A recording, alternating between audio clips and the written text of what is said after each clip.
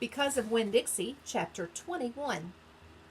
After I got Otis convinced to come, the rest of getting ready for the party was easy and fun. Me and Gloria decided to have the party at night, when it would be cooler. And the afternoon before, we worked in Gloria's kitchen and made egg salad sandwiches. We cut them up in triangles and cut off the crusts and put little toothpicks with frilly tops in them.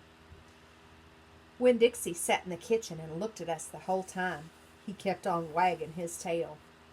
"That dog thinks we're making these sandwiches for him," said Gloria Dump, when Dixie showed Gloria all his teeth. "These ain't for you," she told him.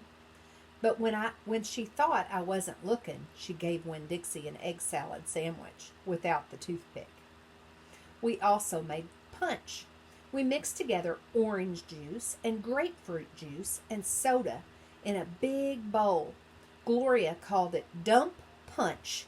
She said she was world famous for it, but I had never heard of it before. The last thing we did was decorate the yard all up. I strung pink and orange and yellow crepe paper in the trees to make it look fancy. We also filled up paper bags with sand and put candles in them. And right before it was time for the party to start, I went around and lit all the candles. It turned Gloria Dump's yard into a fairyland. Said Gloria Dump, looking around. "Even somebody with bad eyes can tell it looks good." It did look pretty.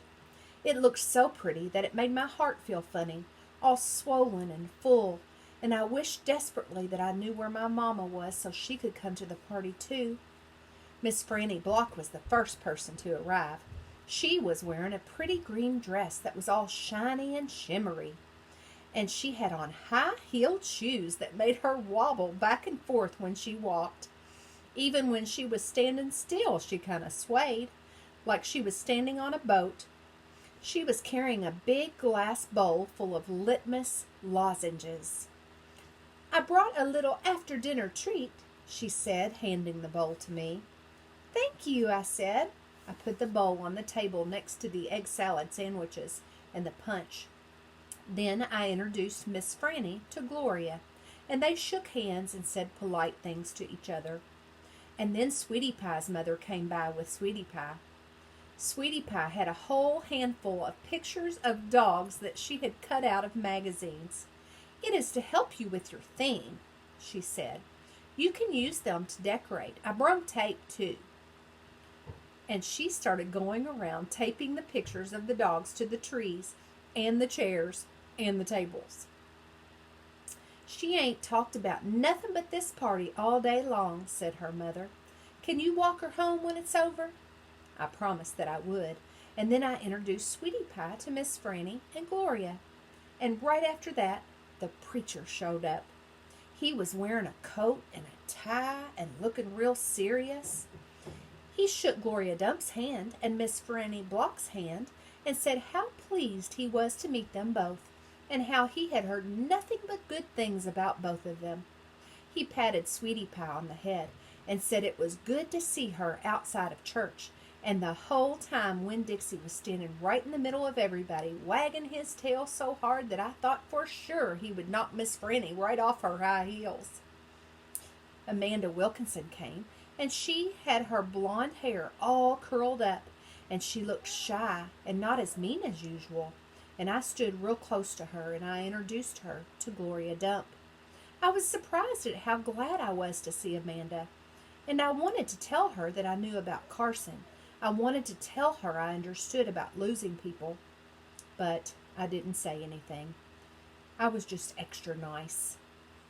We were all standing around smiling at one another and acting kind of nervous when a real screechy voice said, "Gertrude is a pretty bird." Winn-Dixie's ears went straight up on his head, and he barked once and looked around.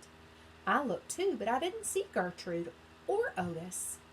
"I'll be right back," I said to everyone. Me and Winn-Dixie went running around to the front of the house, and sure enough, standing there on the sidewalk was Otis.